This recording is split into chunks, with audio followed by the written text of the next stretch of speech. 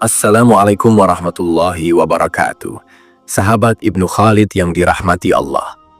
Dalam video sebelumnya, kami telah membahas sejarah pelaksanaan puasa Ramadan. Pada kesempatan kali ini, kami akan membahas salah satu ibadah sunnah yang senantiasa menyertai bulan suci ini, yaitu sholat tarawih. Ibadah ini menjadi ciri khas Ramadan dan memiliki sejarah yang panjang sejak zaman Rasulullah. Pertanyaannya adalah, bagaimana awal mula pelaksanaan salat tarawih dan bagaimana perkembangannya hingga saat ini? Istilah tarawih berasal dari bahasa Arab yang berarti istirahat atau bersantai, karena pada awalnya dilakukan dengan jeda di antara rakaatnya. Sejarah awal pelaksanaan salat ini dimulai pada malam 23 Ramadan tahun kedua Hijriah, ketika Rasulullah pertama kali melaksanakan salat tarawih. Tahun tersebut juga merupakan tahun pertama diwajibkannya puasa Ramadan. Namun sebelum lanjut, kami ucapkan jazakallah kepada sahabat Ibnu Khalid yang telah menekan tombol subscribe, like, dan share. Jika ada saran dan kritik, silakan langsung tulis di kolom komentar di bawah. Mari kita lanjut pembahasannya. Setelah menyelesaikan salat Isya di Masjid Nabawi, Rasulullah tidak langsung pulang ke rumah. Beliau tetap berada di masjid dan mulai melaksanakan salat sendirian. Beberapa sahabat yang masih berada di masjid melihat Rasulullah dalam keadaan khusyuk dan merasa terdorong untuk bergabung, lalu berdiri di belakang beliau dan mengikuti setiap gerakan. Rasulullah tidak menegur atau memberikan perintah kepada mereka. Setelah selesai, beliau kembali ke rumah tanpa memberikan komentar mengenai kejadian tersebut. Momen ini menjadi awal dari salah satu tradisi ibadah Ramadan yang terus dilanjutkan oleh umat Islam hingga saat ini.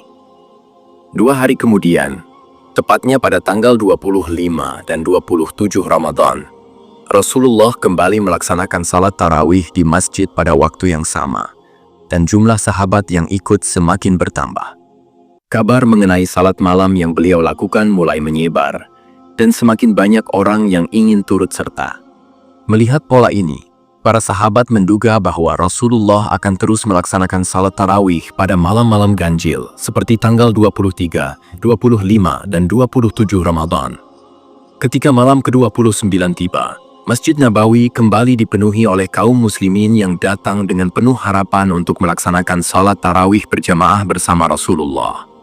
Namun malam itu berbeda karena Rasulullah tidak hadir di masjid hingga waktu subuh tiba. Para sahabat yang telah menunggu sejak azan Isya merasa heran. Ketika pagi menjelang, mereka bertanya kepada Rasulullah, "Wahai Rasulullah, mengapa semalam engkau tidak datang untuk salat tarawih? Kami semua telah menunggu." Dengan penuh kebijaksanaan, Rasulullah menjawab, "Aku sengaja tidak datang karena khawatir salat tarawih akan diwajibkan kepada kalian.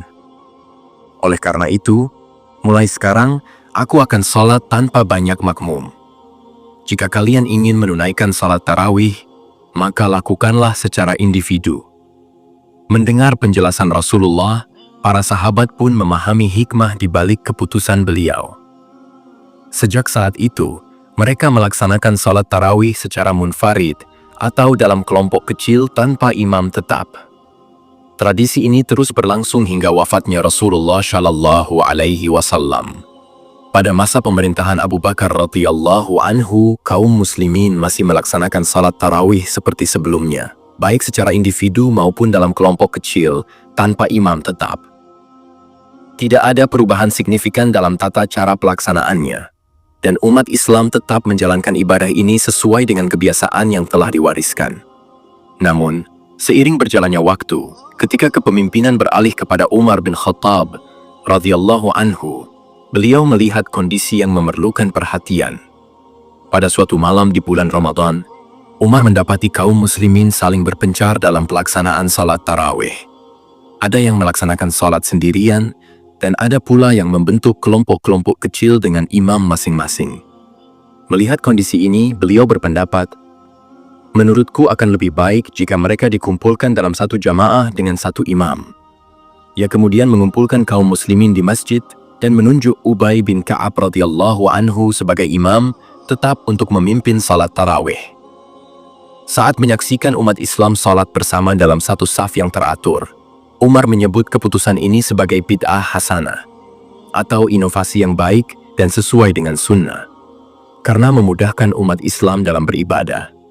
Pada masa kepemimpinan Ali bin Abi Thalib radhiyallahu anhu, tata cara salat tarawih masih tetap dilaksanakan secara berjamaah, sebagaimana yang telah diperkenalkan di era Umar bin Khattab radhiyallahu anhu. Namun, terdapat sedikit perubahan dalam hal jeda istirahat, yang dikenal sebagai tarwihah. Jika pada masa Umar bin Khattab radhiyallahu anhu salat tarawih dilakukan dengan pola istirahat setiap selesai 2 rakaat, sehingga dalam 20 rakaat terdapat 10 kali istirahat, maka pada masa Ali bin Abi Thalib radhiyallahu anhu pola ini sedikit diubah. Beliau menetapkan bahwa istirahat dilakukan setiap 4 rakaat, sehingga dalam 20 rakaat hanya terdapat 5 kali istirahat. Seiring berjalannya waktu, bentuk salat tarawih kembali mengalami perubahan. Tepatnya pada tahun ke-99 Hijriah, ketika Umar bin Abdul Aziz menjadi khalifah dari Bani Umayyah, jumlah rakaat yang telah lama menjadi tradisi sejak masa Umar bin Khattab mengalami penyesuaian. Sebelumnya, umat Islam telah terbiasa melaksanakan salat tarawih sebanyak 20 rakaat, ditambah 3 rakaat witir. Namun di era kepemimpinan Umar bin Abdul Aziz, jumlahnya bertambah menjadi 36 rakaat di luar witir. Dengan demikian, total salat malam di bulan Ramadan pada masa itu mencapai 39 rakaat. Menurut Ahmad Zarkashi, beberapa sumber menyebutkan bahwa perubahan ini berawal dari kebiasaan umat Islam di Makkah. Diceritakan bahwa di Masjidil Haram, salat tarawih dilaksanakan dalam format 20 rakaat, dengan jeda istirahat setiap 4 rakaat. Di sela-sela istirahat tersebut, mereka memanfaatkan waktu untuk melakukan thawaf mengelilingi Ka'bah. Melihat hal ini, Umar bin Abdul Aziz merasa bahwa kaum muslimin di Madinah tidak memiliki kesempatan yang sama untuk thawaf. Oleh karena itu, sebagai bentuk kompensasi, jumlah rakaat salat tarawih di Madinah ditambah menjadi 36 rakaat, agar mereka tetap memiliki keutamaan ibadah yang sebanding dengan muslim di Makkah.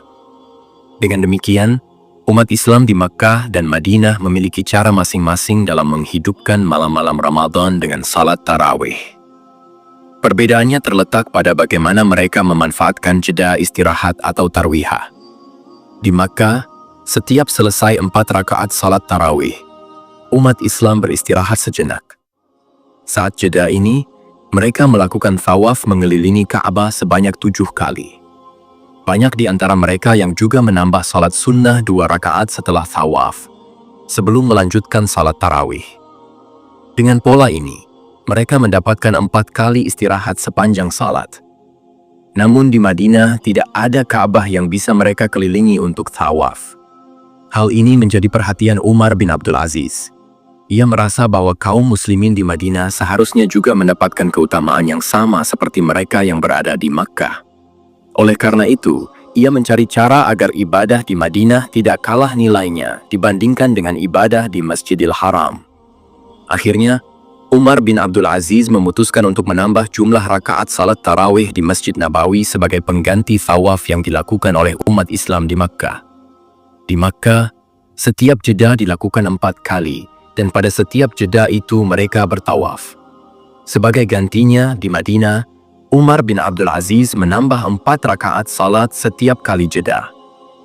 Dengan perhitungan, 4 rakaat dikali 4 jeda sama dengan 16 rakaat tambahan. Sehingga, jumlah salat tarawih yang sebelumnya 20 rakaat bertambah menjadi 36 rakaat. Jika ditambah 3 rakaat witir, maka totalnya menjadi 39 rakaat di Masjid Nabawi. Inilah asal-usul mengapa di Madinah jumlah rakaat salat tarawih berkembang menjadi lebih banyak dibandingkan di Makkah. Perubahan ini mencerminkan semangat para pemimpin Islam dalam menjaga nilai ibadah dan memberikan keseimbangan bagi kaum muslimin di berbagai tempat. Pada zaman Rasulullah, jumlah rakaat salat tarawih tidak ditetapkan secara baku.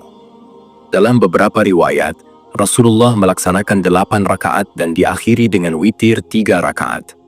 Namun, pada masa Khalifah Umar bin Khattab, jumlah rakaat yang umum dikerjakan adalah 20 rakaat. Mazhab Maliki dan Syafi'i menetapkan 20 rakaat sebagai standar, sementara sebagian Muslim tetap melaksanakan 8 rakaat berdasarkan kebiasaan Rasulullah. Kemudian, pada masa Umar bin Abdul Aziz, jumlah rakaat salat tarawih di Madinah bertambah menjadi 36 rakaat. Penambahan ini bertujuan untuk menyamakan keutamaan antara Muslimin Madinah dan Mekkah, di mana Muslimin Mekkah mengisi jeda istirahat dengan tawaf. Seiring berjalannya waktu, umat Islam di berbagai wilayah tetap menjalankan salat tarawih dengan jumlah rakaat yang bervariasi sesuai dengan tradisi dan pemahaman masing-masing.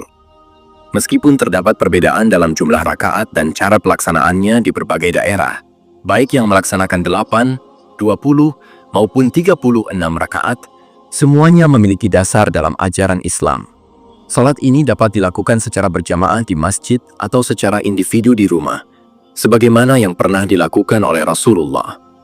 Yang terpenting bukanlah jumlah rakaatnya, melainkan bagaimana kita menjaga keikhlasan dan semangat dalam beribadah. Ramadan adalah kesempatan untuk lebih mendekatkan diri kepada Allah, dan salat tarawih merupakan salah satu bentuk ibadah yang dapat menghidupkan malam-malam penuh keberkahan ini.